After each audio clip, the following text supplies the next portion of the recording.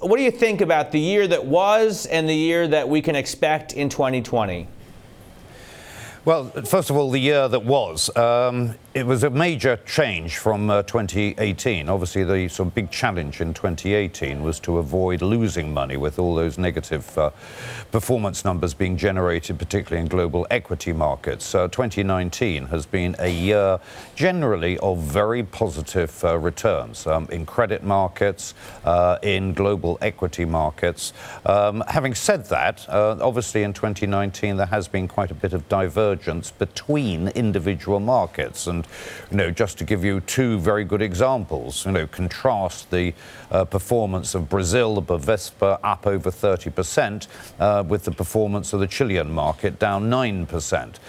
Likewise in Central and Eastern Europe, the performance of the Russian market again up close to 30%, with the negative or nearly flat performance of the Polish market. So although the broad equity indices have generated very strong positive returns, there has been significant divergence between individual markets and, for that matter, individual sectors. And, just contrast, for example, the very strong performance of the tech sector, MSCI Tech, up close to 40%. The NASDAQ tech index up actually 50%, the computer index up 50% this year.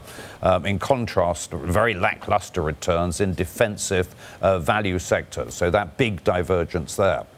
Now, coming on to sorry, please.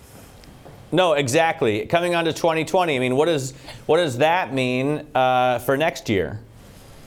Well, I think one big theme in 2019 has been the major divergence between the performance of financial assets and the performance of the real economy.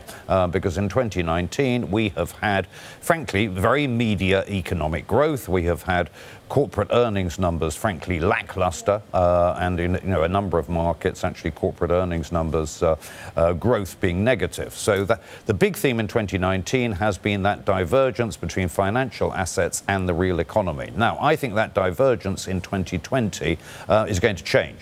So I do think that we're not going to have a recession in 2020, but we will have only a modest uplift in growth, and we can quantify that by region. But just to give you an example, sort of Chinese growth probably generating 5.8% GDP growth, America just close to 2% growth. But are we going to get the sort of 20% plus returns in a number of equity markets in 2020? The answer is no. So we're going to have convergence with the real economy doing slightly better, but the sort of returns in financial assets, frankly, being lackluster.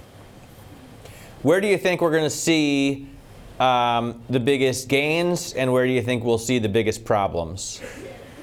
Well, obviously, risk areas to watch are the impact of social unrest on economies and on markets. We've seen that particularly this year in Hong Kong. And although the Hang Seng has picked up over the last month, obviously, if you look at the Chinese indices, whether it's the Shanghai Composite or the CSI 300 relative to the Hang Seng has seen major underperformance. I would argue that the social unrest in Chile has been a major factor in the underperformance of that market. So that's one risk factor to watch.